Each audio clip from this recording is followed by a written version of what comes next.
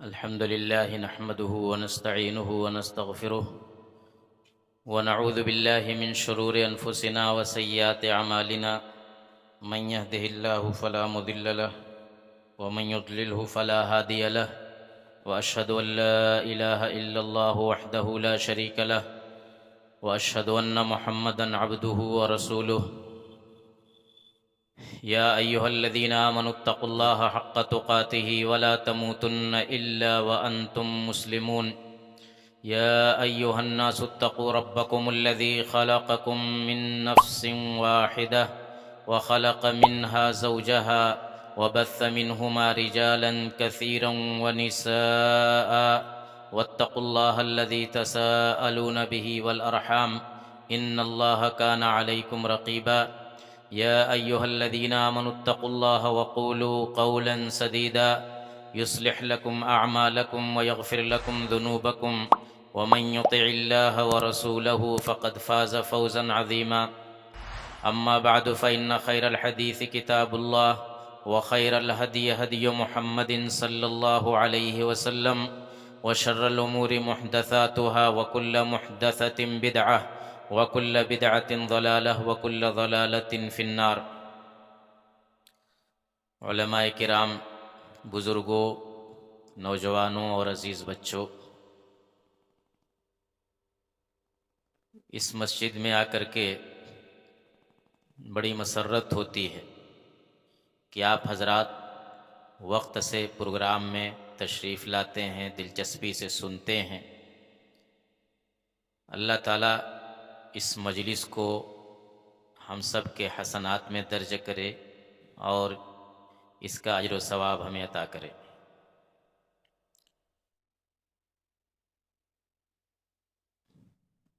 ہر انسان کی اپنی کچھ ضرورتیں ہوتی ہیں، اور اللہ تعالیٰ نے بھی اس کائنات کا نظام ایسا بنایا ہے کہ 24 گھنٹے میں ایک مرتبہ سونے کا موقع انسان کو ملتا ہے، اور وہ ایک مرتبہ میں یا 2 مرتبہ میں اپنی نیند پوری کرتا ہے۔ سونے اور جاگنے کا یہ نظام اللہ تعالیٰ کی بہت بڑی نعمت ہے۔ مسلسل ایسا نہیں بنایا کہ جاگتا ہی رہے انسان، تھک جائے گا، بیزار ہو جائے گا، اکتا جائے گا۔ نیند یہ اللہ تعالیٰ کی ایک نعمت بھی ہے اور اللہ تعالیٰ کی قدرت کی نشانی بھی ہے۔ اسی لیے اللہ تعالیٰ نے قرآن میں فرمایا کہ وَجَعَلْنَا نَوْمَكُمْ سُبَاتًا، کہ ہم نے تمہاری نیند کو آرام کا ذریعہ بنایا۔ نیند لیتا ہے انسان تو اس کے جسم کو راحت ہوتی ہے، سکون ملتا ہے۔ وَمِنْ آيَاتِهِ مَنَامُكُمْ بِاللَّيْلِ وَالنَّهَارِ وَابْتِغَاؤُكُمْ مِنْ فَضْلِهِ، اللہ کی نشانی ہے، اللہ کی قدرت کی نشانی ہے کہ دن میں، رات میں تمہیں نیند آتی ہے، سوتے ہو اور اللہ کا فضل تلاش کرتے ہو، اس کا رزق تلاش کرتے ہو۔ سونے اور جاگنے کے تعلق سے شریعت کی کچھ تعلیمات ہیں، کچھ ہدایات ہیں۔ چونکہ ہر انسان کو روزانہ اس سے سابقہ پڑتا ہے، روزانہ انسان سوتا ہے، تو ہمیں بحیثیت مسلمان یہ جاننا چاہیے کہ ہماری شریعت کی کیا تعلیمات ہیں، اس تعلق سے کیا ہدایتیں ہیں۔ ہمارے پیارے نبی جناب محمد الرسول اللہ صلی اللہ علیہ وسلم نے اس سلسلے میں ہمیں کیا ہدایتیں دی ہیں، اور آپ کے معمولات کیا تھے، آپ کیسے کیا کرتے تھے، سوتے تھے تو آپ کیسے سوتے تھے، اور کیا آپ نے اس تعلق سے ہدایتیں دی۔ سب سے پہلی بات اس سلسلے میں یہ کہ جلد سونے کی کوشش کرنی چاہیے۔ رات میں عشاء کے بعد جلد سے جلد سونے کی کوشش کرنی چاہیے، تاخیر نہیں کرنا چاہیے۔ آپ دیکھ رہے ہیں کہ اب دھیرے دھیرے ماحول ایسا بنتا جا رہا ہے کہ لوگ دیر تک جاگتے ہیں، گھروں کے اندر بھی، گھروں کے باہر بھی اگر انسان کو کوئی کام ہے، کوئی ضرورت ہے تو ٹھیک ہے، ورنہ عشاء کے بعد جلد سے جلد سونے کی کوشش کرنی چاہیے۔ اللہ کے نبی جناب محمد الرسول اللہ صلی اللہ علیہ وسلم کے بارے میں آتا ہے کہ کان یکرہ النوم قبلہا والحدیث بعدہا، عشاء سے پہلے سونے کو ناپسند کرتے تھے اور عشاء کے بعد بات چیت کرنے کو ناپسند کرتے تھے۔ عشاء سے پہلے اگر کوئی سوتا ہے تو ظاہر بات ہے کہ اس کی عشاء کی نماز خطرے میں پڑے گی، ہو سکتا ہے کہ جاگ نہ پائے عشاء کے لیے، تو اس لیے عشاء سے پہلے الا کہ آدمی بہت ہی زیادہ تھکا ہوا ہے، کہیں سے آیا ہے اور بہت زیادہ تھکا ہے، مجبور ہے، تو مطلب یہ کہ بالکل منع بھی نہیں ہے، لیکن عام حالات میں انسان کو نہیں سونا چاہیے۔ اور عشاء کے بعد بات چیت کرنا، محفل جمانا، غیر ضروری میٹنگیں کرنا، بحث و مباحثہ کرنا، کوئی ضرورت ہے عشاء کے بعد، کوئی ضروری میٹنگ ہے، کوئی پروگرام ہے، تو منع بھی نہیں ہے، کر سکتے ہیں، لیکن عام حالات میں انسان کو یہ چاہیے کہ عشاء کے بعد جتنی جلد ہو سکے وہ سو جائے۔ یہ طبی شرعی لحاظ سے بھی یہی مناسب ہے، اور طبی لحاظ سے بھی، صحت کے اعتبار سے بھی یہی مناسب ہے کہ سویرے بستر پر جاؤ، سویرے اٹھ جاؤ۔ اب معمول یہ بن گیا ہے کہ دیر سے سوتے ہیں، دیر سے جاگتے ہیں، ادھر بھی دیر ادھر بھی دیر، جب ادھر دیر ہوگی تو لازماً ادھر دیر ہوگی، لازماً فجر کی جماعت چھوٹے گی، اور فجر ہی کی جماعت کیا چھوٹے گی، کتنے لوگ 9 بجے تک 10 بجے تک ان کی آنکھیں نہیں کھلتی۔ تو یہ جو جسم کا نظام اللہ تعالیٰ نے بنایا ہے وہ ایسا ہی بنایا ہے، اس کو ایک مقدار نیند کی ملنی چاہیے، تو جب تک وہ مقدار پوری نہیں ہوتی تب تک انسان اچھی طرح سے وہ جسمانی اعتبار سے وہ کوئی کام نہیں کر پاتا۔ دوسری چیز، دوسرا فائدہ سویرے سونے میں یہ ہے کہ جب سویرے سوئے گا آدمی اور سویرے جاگے گا، فجر کی نماز جماعت سے پڑھے گا، اور اللہ نے توفیق دیا اس کو تہجد بھی پڑھنے کی عادت ہے، تہجد پڑھنے کی کوشش کرتا ہے، تو فجر سے کچھ پہلے وہ بیدار ہو جائے گا، تہجد بھی ادا کر سکے گا، اور پھر فجر کی نماز جماعت کے ساتھ پڑھ سکے گا۔ یہ بہت بڑا اللہ کا کرم ہے، اللہ کی توفیق ہے کہ فجر کی نماز جماعت سے انسان پڑھے۔ اسی طریقے سے اللہ کے رسول صلی اللہ علیہ وسلم نے ایک دعا دی ہے امت کو کہ اللہم بارک لامتی فی بکورہا، کہ اللہ تعالیٰ میری امت کے صبح کے کام میں تو برکت دے، صبح کے کام میں برکت دے۔ تو جو کام انسان صبح سویرے کرتا ہے اس میں برکت ہوتی ہے، اس لیے کہ ہمارے نبی نے دعا کی ہے اس کی۔ آپ کر کے دیکھیے، کوئی بھی کام ہو، یہاں تک کہ پڑھنے کا کام ہے، لکھنے کا کام ہے، بنائی کا کام ہے، اور کسی طرح کا کام ہے، جو کام بھی آپ سویرے کریں گے آپ کو محسوس ہوگا کہ برکت کہتے کس کو ہے؟ برکت کا معنی ہوتا ہے خیر کثیر، ڈھیر سارا خیر انسان کو حاصل ہوتا ہے۔ اب وہ ہم محسوس نہیں کرتے اس وقت تک کہ ہاں ہم کو کیا حاصل ہوا، لیکن حقیقت یہ ہے کہ وہ اس کا نتیجہ کہیں نہ کہیں ہمارے سامنے آتا ہے۔ تو اس لیے انسان کو سویرے خود بھی سونے کی کوشش کرنی چاہیے، اپنے گھر میں بال بچوں کو بھی تاکید کرنا چاہیے کہ بہت زیادہ دیر تک نہ جاگے۔ آج معاملہ یہ ہے کہ جب سے یہ چیز انسان کے ہاتھ میں آئی ہے، اور خاص طور سے ہمارے نوجوانوں کے، تو اس میں رات دیر تک، بلکہ کتنے تو صبح تک اسی میں غرق رہتے ہیں، اور جب جاگنے کا وقت ہوتا ہے تب جا کر کے وہ سوتے ہیں۔ یہ بہت ہی خراب عادت ہے، یہ انسان کے جسم کے لیے بھی تباہی کا سبب ہے، اور دینی اعتبار سے تو غلط ہے ہی۔ اور پھر وہ اللہ کے رسول صلی اللہ علیہ وسلم کی دعا کہ صبح کے کام میں برکت دے اللہ تعالیٰ میری امت کو، اس دعا سے بھی انسان محروم رہے گا ہمیشہ۔ سونے سے پہلے کچھ ہدایتیں ہمارے نبی صلی اللہ علیہ وسلم نے کی ہیں کہ سونے سے پہلے یہ کام ضرور کر لیا کرو۔ اس میں سب سے پہلا کام یہ ہے، یا ایک حدیث ہے جس میں 3-4 چیزوں کی رہنمائی کی گئی ہے۔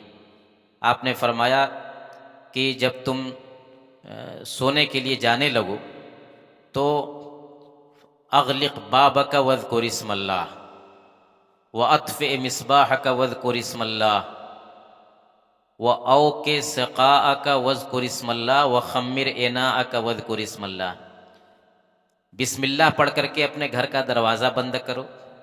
رات میں جب دروازہ بند کرو تو بسم اللہ پڑھ کے بند کرو۔ ہم دروازہ تو ضرور بند کرتے ہیں اور اس کے لیے بڑی فکر بھی لاحق رہتی ہے، لیکن کیا بسم اللہ پڑھ کے بند کرتے ہیں؟ اگر نہیں کرتے ہیں تو آج سے عہد کریں کہ اللہ کے رسول صلی اللہ علیہ وسلم کی اس ہدایت پر انشاءاللہ عمل کرنے کی کوشش کریں گے۔ یاد کر کے بسم اللہ، جب بھی دروازہ بند ہی کرنا ہے لیکن بسم اللہ پڑھ کے بند کیجیے۔ اللہ کے رسول فرماتے ہیں کہ فَإِنَّ الشَّيْطَانَ لَا يَفْتَحُ بَابًا مُغْلَقًا، کہ شیطان ایسے بند دروازے کو نہیں کھول سکتا۔ اللہ کا نام لے کر کے آپ نے بند کیا ہے، اب شیطان باہر تو باہر، اب وہ گھر میں نہیں داخل ہو سکتا۔ تو پہلا کام یہ ہے۔ دوسرا، یا اس میں سے جو کام چاہے پہلے کریں بعد میں کریں اپنی ترتیب سے، کہ بتی بجھائیں تو اللہ کا نام لے کر کے بجھائیں۔ سونے سے پہلے بتیاں بھی بجھاتے ہیں، بسم اللہ پڑھ کے بٹن دبائیں۔ اطفئ مصباحک واذکر اسم اللہ، بسم اللہ پڑھ کر کے اپنا چراغ بجھاؤ، اپنی بتی بجھاؤ۔ اسی طریقے سے اوقِ سقاءک، اپنے مشک کا منہ باندھو بسم اللہ پڑھ کر کے۔ پہلے جو ہے چمڑے کے برتن میں پانی رکھا جاتا تھا، ابھی ماضی قریب تک یہ سب چیزیں پائی جاتی تھی۔ چمڑے کا وہ رہتا تھا جھولے نما اور اس کا منہ پتلا رہتا تھا، اسی میں پانی رکھتے تھے۔ اب اس کے بعد گھڑا آیا اور اس کے بعد اب بوتل اور نہ جانے کیا کیا ہے۔ تو آپ نے فرمایا کہ اس پانی کے برتن کا منہ باندھ دو، اور وہ بھی بسم اللہ پڑھ کر کے، اس لیے کہ اس زمانے میں وہی گھر میں پانی رکھنے کی وہی ایک ہی شکل ہی ہوتی تھی۔ اسی مشک کے اندر چمڑے کے برتن کے اندر پانی رکھا جاتا تھا، اس کا چھوٹا منہ ہوتا تھا، اس کو باندھ دیتے تھے تاکہ کوئی چیز اس میں داخل نہ ہو۔ یہ کام بھی سونے سے پہلے اللہ کا نام لے کر کے کرو۔ اب آج کے زمانے میں اور کوئی چیز ہے پانی رکھنے کی، اگر پانی کھلا ہے تو اس کو ڈھانک کر کے رکھا جائے، جیسا کہ اس کے بعد والا لفظ ہے کہ وَخَمِّرْ إِنَاءَكَ وَاذْكُرِ اسْمَ اللَّهِ، کہ اپنا برتن بھی ڈھانکو اللہ کا نام لے کر کے۔ کوئی بھی برتن ہے جس میں کوئی سامان ہے، پانی ہی ہے، دودھ ہے یا اور کوئی چیز ہے، اس کو اللہ کا نام لے کر کے اس کو ڈھانک دو۔ کوئی برتن کھلا مت چھوڑو اس طرح کا۔ بعض روایتوں میں آتا ہے کہ اتنی تاکید ہے کہ وَلَوْ أَن تَعْرُضَ عَلَيْهِ عُودًا، ایک لکڑی ہی صحیح اس برتن پر رکھ دو، یعنی اگر وہ برتن ڈھانکنے کے لیے کوئی ڈھکن وغیرہ نہیں ہے، کوئی لکڑی ہے کوئی پتلی سی، وہ بھی اس پر رکھ دو، یعنی تم کو احساس رہے کہ ہمیں اس برتن کو ڈھانکنا چاہیے، آج ڈھانکنے کے لیے کوئی سامان نہیں ہے ہمارے پاس، تو لے آؤ جو ہے ایک لکڑی ہی اس پر رکھ دے۔ یہ سب کام جو ہے، یہ 4 چیز ہوئی۔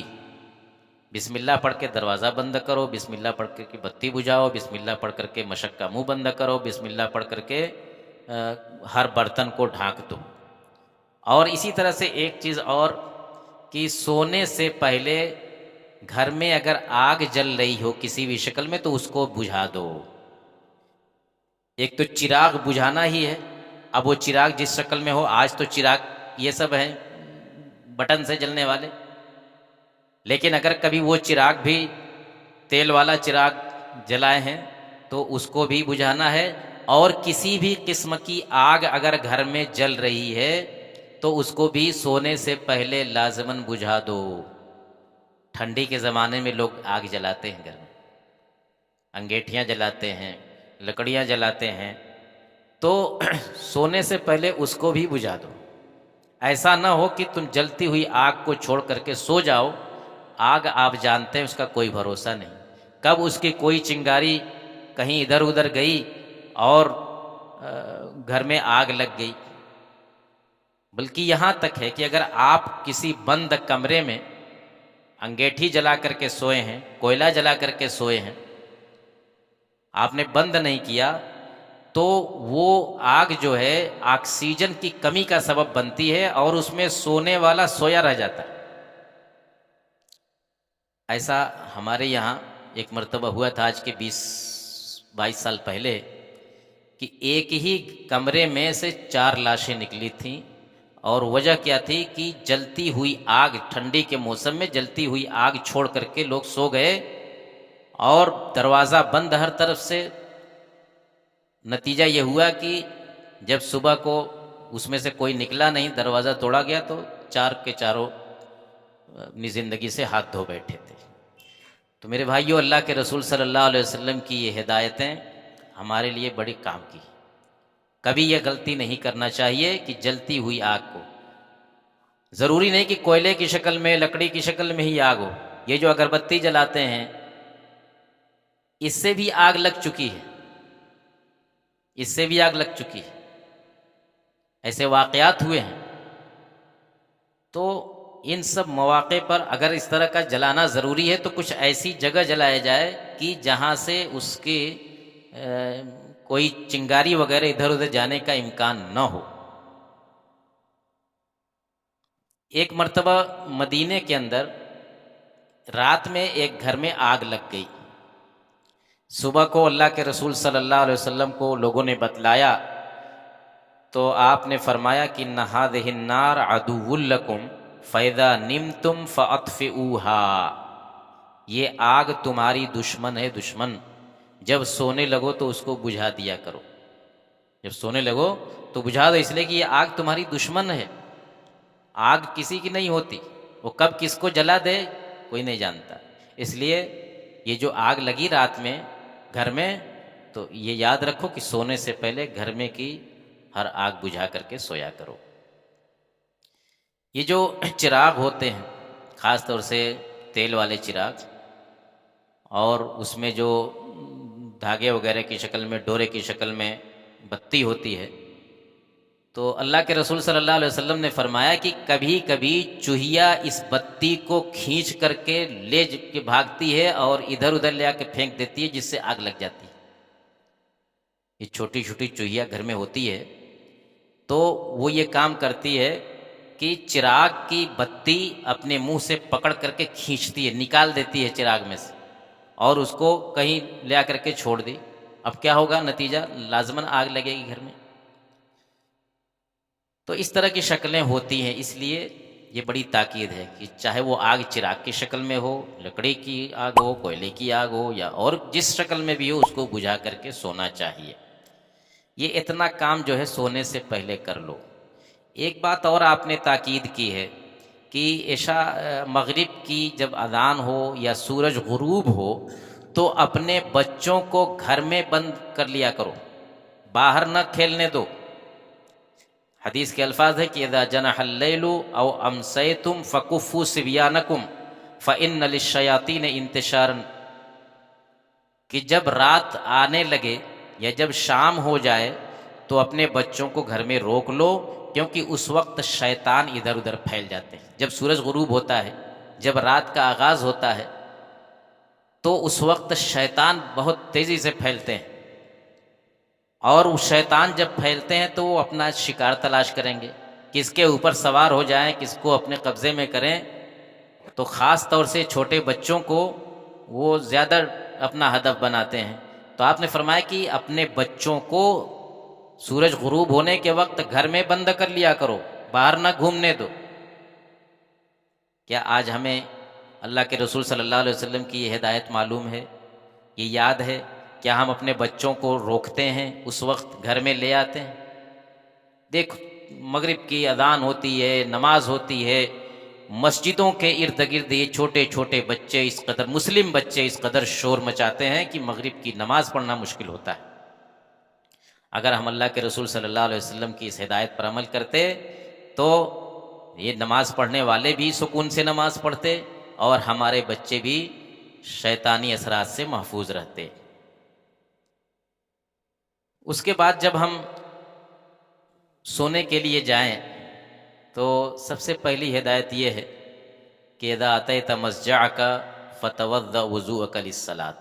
بہتر یہ ہے کہ آدمی جب سونے جانے لگے تو وضو کر کے سوئے، وضو کر کے سوئے بہتر ہے۔ کوئی ضروری نہیں ہے کہ بغیر وضو کے سو نہیں سکتے، جس طرح کہ بغیر وضو کے نماز نہیں پڑھ سکتے ویسے سو نہیں۔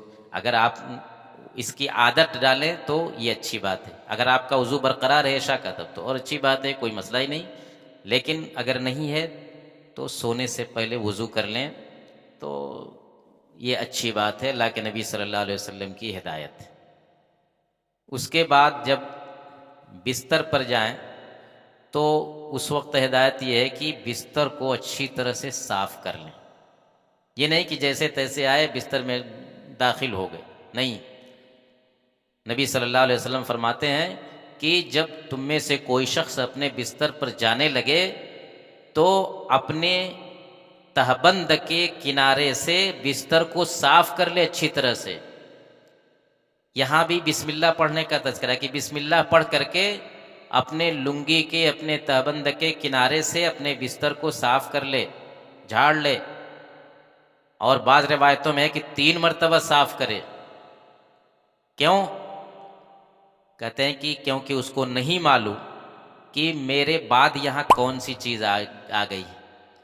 آپ تو بستر سے اٹھ کر کے نہ جانے صبح کو اٹھے ہیں تب سے وہ بستر میں آپ نہیں گئے ہیں، آپ کے بعد کوئی چیز وہاں پہنچ گئی ہو، کوئی کیڑے مکوڑے، کوئی جانور زہریلا، سانپ بچھو، چیونٹی چیونٹا وغیرہ کوئی بھی چیز پہنچ سکتی ہے، آپ نے دیکھا نہیں اور بستر میں داخل ہو گئے تو وہ چیز آپ کو تکلیف پہنچائے گی، آپ کو ایذا پہنچائے گی، کاٹ سکتی ہے، آپ کو پریشانی لاحق ہو سکتی ہے۔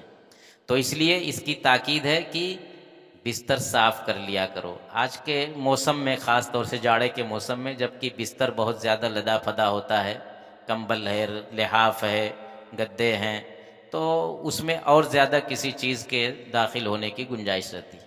اس سے پہلے ایک چیز اور بھی ہے کہ اللہ کے رسول صلی اللہ علیہ وسلم فرماتے ہیں کہ من بات وفی یدہ غمر ولم یغسلہ فاصابہ شیء فلا یلومن الا نفسہ، کہ اگر کوئی شخص اس حال میں سو گیا کہ اس کے ہاتھ میں کچھ لگا تھا، کوئی چکنائی، شیرینی وغیرہ کچھ چیز لگی تھی، لیکن سونے سے پہلے اس نے ہاتھ دھلا نہیں، ویسے ہی سو گیا، اور پھر اس کو کوئی تکلیف پہنچ گئی، آپ کے ہاتھ میں کوئی میٹھی چیز لگی ہے، کوئی چکنائی لگی ہے، تو چیونٹی چونٹا ہی صحیح آپ کو کاٹ سکتے ہیں، ضرر پہنچا سکتے ہیں۔ تو اس لیے آپ نے فرمایا کہ اگر کوئی اس حالت میں سو گیا، اپنا ہاتھ دھلا نہیں، ہاتھ میں کچھ لگا ہوا تھا، اس طرح کی کوئی چیز لگی تھی، دھلا نہیں، اور پھر سونے کے بعد اس کو کسی موذی جانور نے، کیڑے مکوڑے نے کچھ کاٹ لیا، تو اپنے علاوہ کسی اور کو ملامت نہ کرے، وہ اپنے آپ کو کوسے کہ اس میں غلطی تو میری ہی ہے، مجھے ہاتھ دھل کر کے سونا چاہیے تھا۔ اسی لیے اگر وہ وضو والی عادت رہے گی تو لامحالہ آدمی جو ہے ان سب چیزوں سے محفوظ رہے گا۔ اس طرح سے جب ہم بستر پر پہنچ جائیں، بستر میں داخل ہو جائیں، تو سونے سے پہلے کچھ آیتیں، کچھ دعائیں پڑھ لینی چاہیے، اللہ کو یاد کر کے سونا چاہیے، کیونکہ آپ جانتے ہیں کہ یہ نیند جو ہے ایک طرح کی موت ہے، جس کو موت صغرا، چھوٹی موت کہا جاتا ہے۔ وہ موت جو بڑی موت ہے وہ تو اس کے آنے کا کسی کو وقت معلوم نہیں، لیکن یہ چھوٹی موت جو ہے کسی روزانہ ہم پر طاری ہوتی ہے۔ تو اس لیے ہر انسان کو یہ چاہیے کہ سونے سے پہلے اللہ کو یاد کر کے سوئے۔ کیسے کیسے اللہ کو یاد کرے گا؟ کچھ قرآنی آیتیں ہیں، کچھ سورتیں ہیں، کچھ دعائیں ہیں۔ آیتوں میں اور سورتوں میں جیسے معوذات جس کو کہتے ہیں، قرآن کے آخر کی 3 سورتیں، سورہ اخلاص، قل اللہ احد، اور قل اعوذ برب الفلق، قل اعوذ برب الناس، یہ 3 چھوٹی چھوٹی سورتیں بڑی کام کی ہیں۔ ہر نماز کے بعد جو ہے جو اذکار ہیں ان میں بھی یہ صورتیں ہیں. تو سونے سے پہلے ان صورتوں کو پڑھ لینا چاہیے.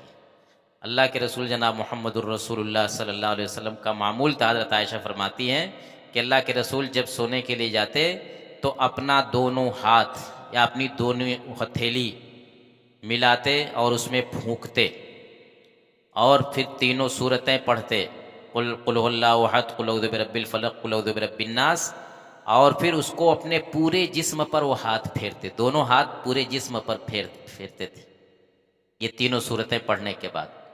کہا کہ جسم کے اگلے حصے سے شروع کرتے، سر، چہرہ اور پھر اگلا حصہ، اور اس طرح پورا ہاتھ آپ کا جہاں تک پہنچتا تھا پورے جسم پر ہاتھ پھیرتے تھے، اور یہ کام آپ 3 بار کرتے تھے. 3 بار یہ تینوں صورتیں پڑھ کر کے آپ اپنے جسم پر پھیرتے تھے، اس کے بعد سوتے تھے. یہ تینوں صورتیں میرے بھائیوں ہمیں خود بھی پڑھنا چاہیے اور اپنے بچوں کو بھی یاد دہانی کرانا چاہیے کہ دیکھو بچوں، سونے سے پہلے پڑھ کر کے سونا. پڑھا کہ نہیں؟ سو رہے ہو، نیند لگ رہی، تمہاری آنکھ بند ہو رہی ہے، پڑھ چکے، قل اللہ احد پڑھا، قل اعوذ برب الفلق پڑھا، قل اعوذ برب الناس پڑھا، پڑھ کر کے سو. اسی طریقے سے آیت الکرسی بھی ضرور پڑھنا چاہیے سونے سے پہلے. آیت الکرسی بھی بڑی عظیم آیت ہے قرآن کی، اللہ لا الہ الا هو الحی القیوم الاخری، 3-4 سطر کی آیت ہے. اس کے بارے میں اللہ کے رسول صلی اللہ علیہ وسلم کا فرمان ہے کہ جو شخص سونے سے پہلے آیت الکرسی پڑھ لے گا تو اس کو 2 فائدہ حاصل ہو. پہلا فائدہ یہ کہ پوری رات اللہ کی طرف سے ایک محافظ اس کے اوپر متعین کر دیا جائے گا، ایک سیکورٹی گارڈ اس کو دے دیا جائے گا اللہ کی طرف سے. اس سے اچھی کوئی چیز ہو سکتی ہے کہ اللہ کی طرف سے ہماری حفاظت کی جائے. جب ہم نیند میں ہوں، ہم بے خبر ہوں دنیا سے، تو ہماری حفاظت پر اللہ تعالیٰ کسی کو متعین کر دیتا ہے. اللہ تعالیٰ کس کو متعین کرے گا؟ اپنے فرشتے کو متعین کرے گا. اس سے بڑی چیز کیا ہو سکتی ہے؟ دوسری چیز کہ شیطان تمہارے قریب نہیں جائے گا. پوری رات جو ہے حتی یصبح، صبح ہونے تک شیطان قریب نہیں جائے گا اگر آیت الکرسی پڑھ کے سو رہے ہیں. کتنے لوگوں کو شکایت رہتی ہے کہ ہمیں نیند میں یہ ایسا ہوتا ہے، ڈر لگتا ہے، کبھی چونک کر کے اٹھ جاتے ہیں، کبھی ڈراؤنا خواب دیکھتے ہیں، کبھی گھبرا جاتے ہیں، کبھی یہ ہوتا ہے، کبھی یہ ہوتا ہے. ان اذکار کو، ان دعاؤں کو، ان آیتوں کو، ان صورتوں کو پڑھ کر کے سوئیں، اللہ تعالیٰ کی حفاظت میں رہیں گے.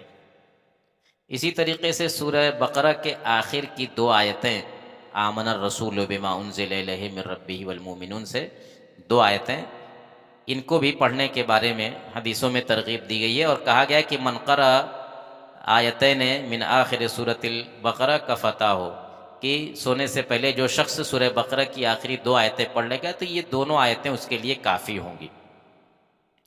اور بھی کچھ آیتوں اور کچھ سورتوں کا تذکرہ حدیثوں میں آیا ہے. دعاؤں میں آپ دیکھیں تو چھوٹی بڑی کئی دعائیں آتی ہیں جن کے بارے میں اللہ کے رسول صلی اللہ علیہ وسلم سے یہ مروی ہے کہ آپ پڑھتے تھے یا پڑھنے کی ترغیب دلاتے تھے.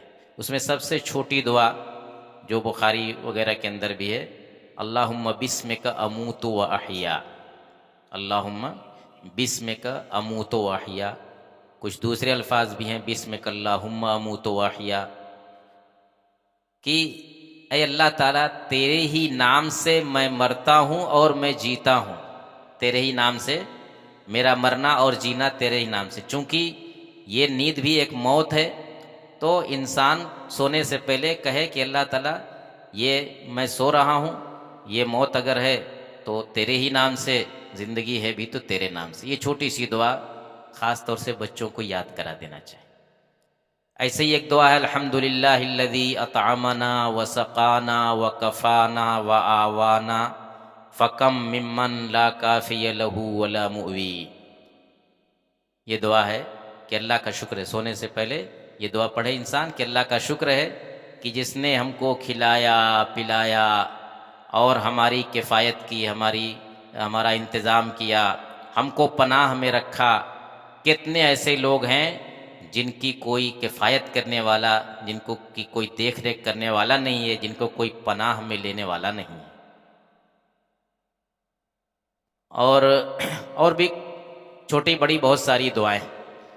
ظاہر بات ہے کہ اگر انسان کو یہ ساری دعائیں نہیں یاد ہیں تو کم سے کم جتنی یاد ہو سکیں، اگر کچھ بھی نہیں یاد ہے تو یاد کرنے کی کوشش کرے، اور جتنی یاد ہو سکے کم سے کم سونے سے پہلے ان کو پڑھ کر کے سوئے۔ لیکن یہ یاد رہے کہ ان دعاؤں کو سب سے آخر میں پڑھنا چاہیے۔ آخر میں پڑھنے کا مطلب کہ اب اس کے بعد کوئی بات چیت نہ کرے انسان۔ جب ایک دم اب اس کو سونے کی تیاری ہو، کسی سے بات چیت نہیں کرنا ہے، تب بالکل آخر میں پڑھے ان دعاؤں کو۔ اگر کسی ضرورت سے اگر اس کو کسی سے بات کرنا پڑ گیا تو یہ نہیں کہ اب وہ سب کینسل ہو گئی، ایسا بھی نہیں ہے ڈیلیٹ ہو گئی۔ وہ ایک ضرورت کے تحت اگر کوئی ایسی چیز آ گئی کہ بات کرنا ہی پڑ گیا تو اس سے کوئی حرج نہیں، لیکن کوشش یہ کرے کہ سب سے آخر میں ان دعاؤں کو پڑھے۔ پھر جب لیٹے تو داہنی کروٹ پر لیٹنا چاہیے۔ اللہ کے نبی صلی اللہ علیہ وسلم کا یہ معمول تھا کہ جب آپ لیٹتے تو اپنی داہنی ہتھیلی کو دائیں رخسار کے نیچے رکھ کر کے اور داہنی کروٹ پر سوتے تھے۔ داہنی ہتھیلی کو داہنے رخسار پر رکھتے تھے اور داہنی کروٹ سوتے تھے۔ تو سونے کی شروعات ایسے کرنا چاہیے۔ ظاہر بات ہے کہ پوری رات انسان ایک حالت میں نہیں سو سکتا، ایک کروٹ نہیں رہ سکتا، لیکن شروعات کرے تو یہی مسنون ہے، یہی اللہ کے رسول صلی اللہ علیہ وسلم کا طریقہ ہے۔ اور ہم ہر دم سنتے ہیں کہ خیر الہدی ہدی محمد صلی اللہ علیہ وسلم کی بہترین طریقہ وہ ہے جو اللہ کے نبی صلی اللہ علیہ وسلم کا طریقہ ہے۔ تو آپ کا طریقہ یہی تھا کہ سوتے تھے تو داہنی کروٹ سوتے تھے اور داہنی ہتھیلی کو دائیں رخسار کے نیچے رکھ کر کے سوتے تھے۔ اس کے بعد آدمی کروٹ بدل سکتا ہے اور دوسری کروٹ ہو سکتا ہے، لیکن شروعات ایسے کرنا چاہیے۔ اب اس کے بعد آپ نیند کا مزہ لیجئے، آرام سے سوئیے۔ رات میں اگر کوئی خواب دکھائی دے تو خواب دو طرح کے ہوتے ہیں، اچھے خواب بھی ہوتے ہیں، برے خواب بھی ہوتے ہیں۔ اگر کوئی اچھا خواب ہو تو حدیثوں میں کہا گیا ہے کہ اگر انسان اچھا خواب دیکھے تو اس کو لوگوں سے بیان کرے کہ ہاں آج میں نے یہ اچھا خواب دیکھا ہے، یہ دیکھا وہ دیکھا، خوشی کا اظہار کرے۔ اور اگر کوئی خراب قسم کا خواب دیکھتا ہے تو اسے کسی سے بیان نہیں کرنا چاہیے، اور اعوذ باللہ من الشیطان الرجیم پڑھنا چاہیے، شیطان سے پناہ مانگنی چاہیے۔ اس طرح سے انسان سوئے، اور پھر جب سو کر کے اٹھے، اس کی آنکھ کھلے صبح میں، تو جیسے سونے کے پہلے تو کئی دعائیں ہیں، سونے کے بعد بھی کچھ دعائیں ہیں، جن میں سے ایک دعا الحمدللہ الذی احیانا بعدما اماتنا والیہ النشور۔ الحمدللہ الذی احیانا بعدما اماتنا والیہ النشور۔ اللہ کا شکر ہے کہ اس نے ہم کو موت کے بعد پھر زندہ کر دیا۔ دیکھیں یہاں بھی نیند کو موت کہا گیا، جیسے ادھر کہا گیا کہ بسمک اللہم اموت و احیا، تو ادھر بھی جب جاگا انسان تو پہلے اللہ کا شکر ادا کرے گا کہ یہ جو چھوٹی سی موت ہمارے اوپر طاری ہو گئی تھی، اللہ تعالیٰ نے اس کو ختم کر کے پھر سے ہم کو زندگی دے دی۔ الحمدللہ الذی احیانا بعدما اماتنا۔ اور پھر کہے گا کہ وَإِلَيْهِ النُّشُورُ، اور ہمیں ہر حال میں سب کو پلٹ کر کے اللہ کے یہاں ہی جانا ہے۔ آج جائیں کل جائیں، سب کو پلٹ کر کے اللہ کی طرف جانا ہے۔ ابھی ہم کو اللہ تعالیٰ نے زندگی دی ہے، ابھی دنیا کے اندر رہنے کا موقع دیا ہے، اللہ کا شکر ہے۔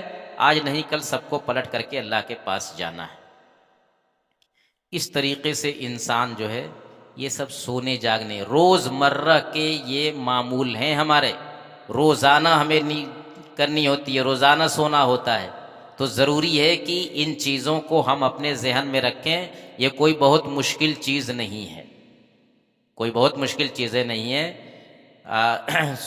جلدی سونے کی کوشش کریں، سونے سے پہلے دروازہ بسم اللہ پڑھ کے دروازہ بند کریں، سونے سے پہلے بسم اللہ پڑھ کر کے چراغ بجھائیں، سونے سے پہلے بسم اللہ پڑھ کر کے برتن ڈھانکیں، اور آگ جل رہی ہے گھر میں تو آگ بجھا دیں۔ حتی الامکان وضو کر کے سونے کی کوشش کریں، دعاؤں کو پڑھ کر کے صورتوں کو پڑھ کر کے سوئیں، اور خواب اگر دیکھتے ہیں اچھا خواب ہے تو اس کو بیان کریں، برا خواب ہے تو نہ بیان کریں، سو کر کے اٹھیں۔ تو یہ چھوٹی سی دعا ہے، کون سا مشکل کام ہے یہ، اس کی ہمیں عادت ڈالنی چاہیے۔ اللہ کا احسان ہے، اس نے ہم کو مسلمان بنایا، ہم کو رزق دیا، ہم کو زندگی دی، ہمارے لیے دنیا بھر کی سہولتیں عطا کی، تو ہمیں ہر آن اللہ کو یاد رکھنا چاہیے۔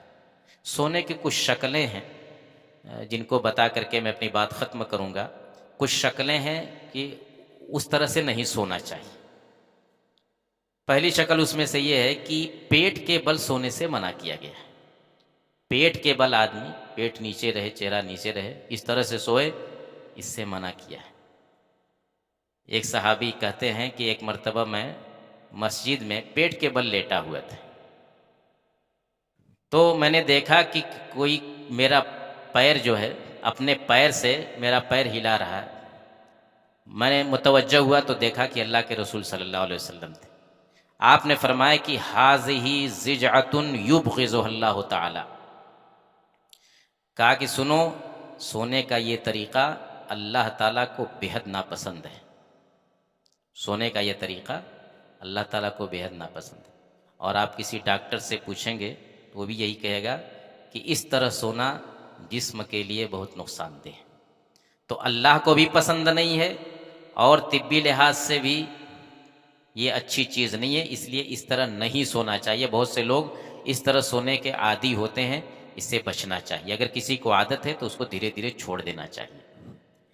اسی طریقے سے حدیثوں کے اندر یہ بھی کہا گیا ہے کہ آدمی اگر چت لیٹ کر کے اور ایک پاؤں کو دوسرے پاؤں پر رکھ کر کے سوتا ہے تو یہ بھی منع ہے۔ چت لیٹا ہے اور ایک پاؤں کو دوسرے پاؤں پر، خاص طور سے گھٹنے کے اوپر اگر پاؤں رکھا ہے تو اس کی شرمگاہ کھلنے کا امکان رہتا ہے، اس لیے اس طرح سے سونے سے بھی منع کیا گیا ہے۔ ہاں، اگر آپ مطمئن ہیں، کوئی ایسی چیز پہنے ہوئے ہیں، پائجامہ وغیرہ پہنے ہوئے ہیں، انڈر ویئر پہنے ہوئے ہیں جس کے شرمگاہ کھلنے کا خطرہ نہیں ہے، تو ایسی حالت میں گنجائش ہے، آدمی سو سکتا ہے۔ ایک شکل یہ بھی حدیثوں میں اس سے منع کیا گیا کہ ایسی چھت جو گھری ہوئی نہ ہو اس پر نہیں سونا چاہیے۔ کھلی چھت، اس کی باؤنڈری نہیں ہے، دیوار نہیں قائم کی گئی ہے، ایسی چھت پر سونے سے منع کیا گیا ہے۔ ایک حدیث میں یہ کہا گیا ہے کہ جو شخص ایسی چھت پر سوتا ہے جس کو گھیرا نہیں گیا ہے تو فقط برئت منہ الذمہ، اس سے ذمہ داری ختم ہو جاتی ہے۔ یعنی اب اس کا کیا حشر ہوگا اب وہ جانے۔ ظاہر بات ہے کہ ایسی چھت پر انسان سوتا ہے، رات کو نہیں جانتا کہ وہ کہاں جا رہا ہے، گھوم پھر کر کے کروٹ بدلتے بدلتے کہاں جا کر کے گر جائے گا۔ کتنے لوگ نیند میں چلنے کے عادی ہوتے ہیں، اب نیند میں چل رہے ہیں، چھت گھری ہوئی نہیں ہے، پتہ چلا کہ کوئی حادثہ ہو گیا۔ تو اگر اس طرح کی چھت ہو تو تھوڑا ہی صحیح اس کو گھیر دینا چاہیے، کچھ اینٹیں ہی چاروں طرف رکھ دے بطور علامت کے، ایک آدھ فٹ ہی گھیر دے اگر زیادہ کی استطاعت نہیں ہے تو، لیکن بالکل کھلی چھت نہیں چھوڑنا چاہیے۔ وہ بچوں کے لیے بھی پریشانی کا سبب بن سکتی ہے، آپ کے لیے بھی بن سکتی ہے، اور ایسی کھلی چھت پر سونے سے خاص طور سے منع کیا گیا۔ تو میرے بھائیوں، ہمیں اللہ کے رسول صلی اللہ علیہ وسلم کی ان تعلیمات پر عمل کرنے کی کوشش کرنی چاہیے۔ اس میں ہمارا ہی فائدہ ہے، دنیاوی فائدہ بھی ہے، اخروی فائدہ بھی ہے۔ ہماری اسی میں سلامتی ہے، اسی میں ہماری حفاظت ہے، اور اللہ کے یہاں اجر و ثواب بھی اسی کا ہے۔ اللہ رب العالمین سے دعا ہے کہ مولا کریم ہمیں شریعت کی تمام ہدایتوں پر عمل کرنے کی توفیق عطا فرما، اور سونے اور جاگنے سے متعلق یہ جو تعلیمات ہیں، ہمارے نبی صلی اللہ علیہ وسلم کے جو معمولات ہیں، آپ کی جو ہدایات ہیں، ان ہدایتوں پر بھی ہمیں عمل کرنے کی توفیق عطا فرما۔ ہر طرح کے برے انجام سے، برے نتیجے سے محفوظ رکھ، اور ہمیں سنت کے مطابق، شریعت کے مطابق زندگی گزارنے کی توفیق عطا فرما۔ آمین وآخر دعوانا ان الحمد للہ رب العالمین۔ السلام علیکم ورحمۃ اللہ وبرکاتہ۔